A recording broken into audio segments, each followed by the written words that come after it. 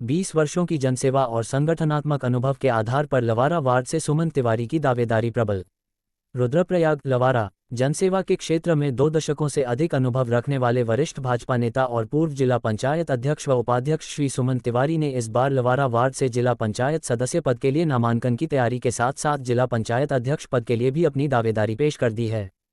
श्री तिवारी की राजनीतिक सक्रियता, संगठनात्मक मजबूती और जनमानस में गहरी पैठ को देखते हुए राजनीतिक हलकों में उन्हें एक सशक्त उम्मीदवार के रूप में देखा जा रहा है।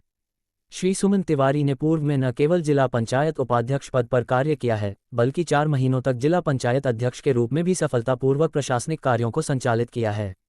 उन्होंने अपने कार्यकाल के दौरान पारदर्शिता, जनहित और विकास को प्राथमिकता दी, जिससे आम जनता का उन पर विश्वास और भी मजबूत हुआ।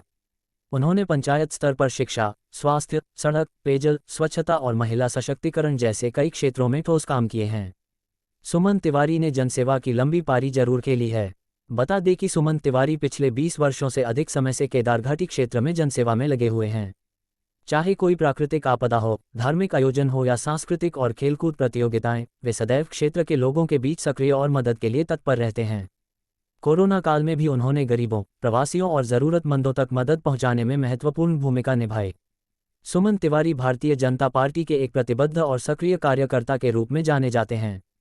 उन्होंने न केवल जमीनी स्तर पर पार्टी को मजबूती दी है, बल्कि कई चुनावों में पार्टी उम्मीदवारों की जीत सुनिश्चित करने में भी सक्रिय भूमिका निभाई है। इससे पहले वे केदारनाथ विधानसभा सीट से विधायक पद का चुनाव भी लड़ चुके हैं, जिससे उनकी राजनीतिक पकड़ विधानसभा स्तर तक विस्तार लिए हुए है। लवारा वार्ड के अंतर्गत लगमोडी, देवली, भनीग्राम, फलीफलासत, सिगोली, लवारा, लवानी, सलिया, तुलंग, साखरी, देवर, रुद्रपुर और देवसाल जैसे प्रमुख गांव आते हैं।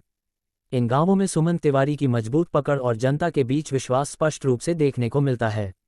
वर्तमान में लवारा वार्ड से किसी अन्य प्रत्याशी ने अपनी दावेदारी सामने नहीं रखी है, जिससे ये कयास लगाए जा रहे हैं कि तिवारी निर्विरोध निर्वाचन की ओर अग्रसर हो सकते हैं। पूर्व जिला पंचायत अध्यक्ष तिवारी ने बताया कि उनके नेतृत्व में क्षेत्र में अनेक विकास योजनाएं लागू की गईं।